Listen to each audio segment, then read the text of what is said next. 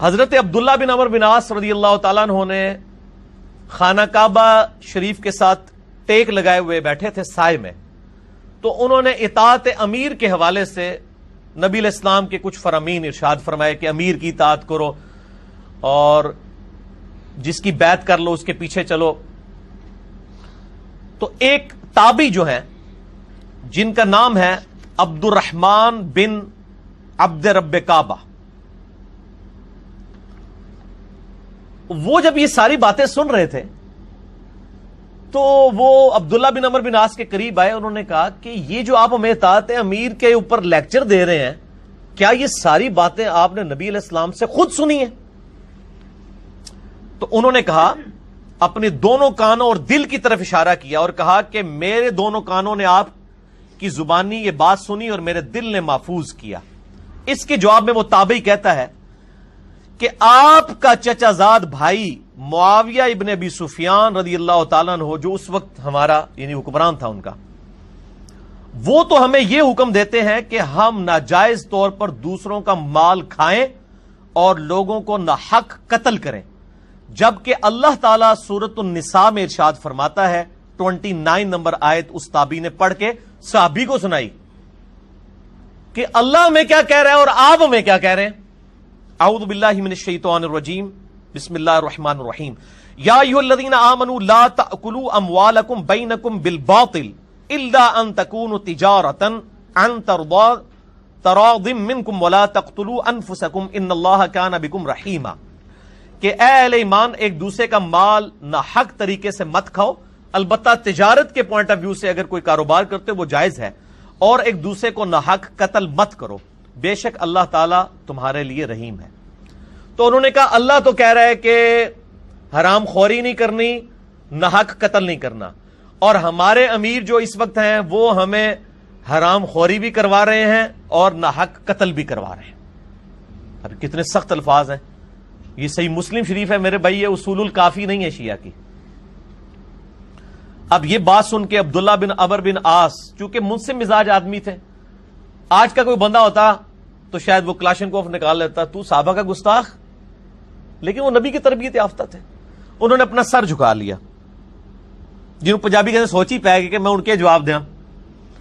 تھوڑی دیر بعد انہوں نے سر اٹھایا اور سر اٹھا کے انہوں نے کہا، یہ ویب سائٹ ہے www.ahlsunnatpak.com اور یہ اس کا قرآن پورشن ہے، اور قرآن کی سورہ نساء اور اس کی آیت 29، اس کا آپ ترجمہ یہاں پہ پڑھ سکتے ہیں.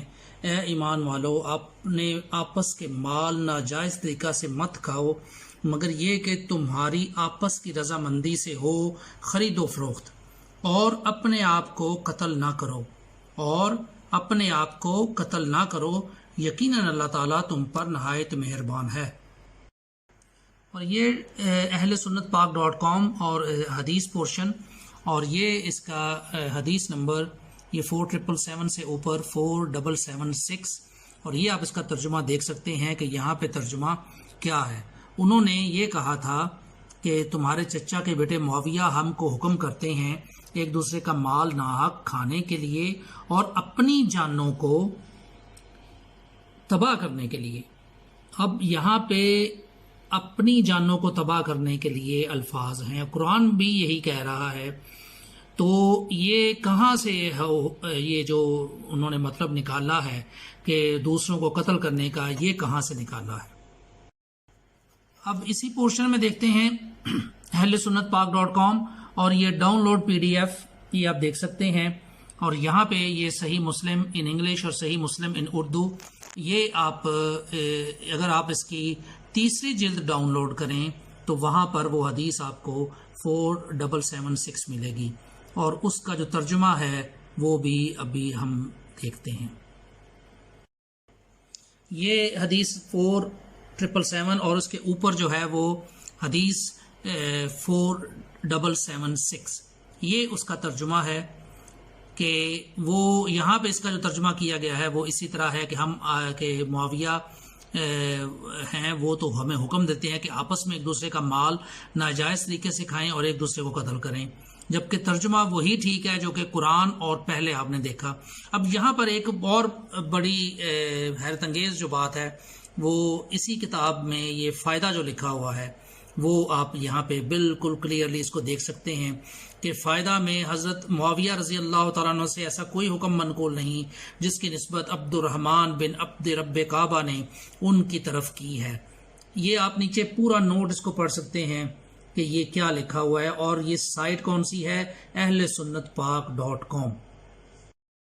ایک اور حوالہ یہ صحیح مسلم اور مکتبہ اسلامیہ نے اس کو شائع کیا ہے، اور یہ اس کی حدیث 4776 عبد الرحمن بن عبد رب کعبہ سے روایت ہے، اور یہ اس کے الفاظ ہیں آخری حضرت معاویہ رضی اللہ تعالیٰ عنہ کے حوالے سے۔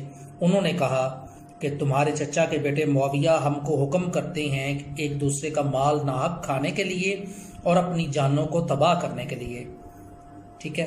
اور اللہ تعالیٰ فرماتا ہے اے ایمان والو مت کھاؤ اپنے مال ناحق مگر راضی سے سودا گری کر کے، اور مت مارو اپنی جانوں کو، بے شک اللہ تعالیٰ تم پر مہربان ہے۔ اور یہیں پر جو قرآن جو حدیث میں جو الفاظ ہیں وہ بھی یہ قابل غور ہیں۔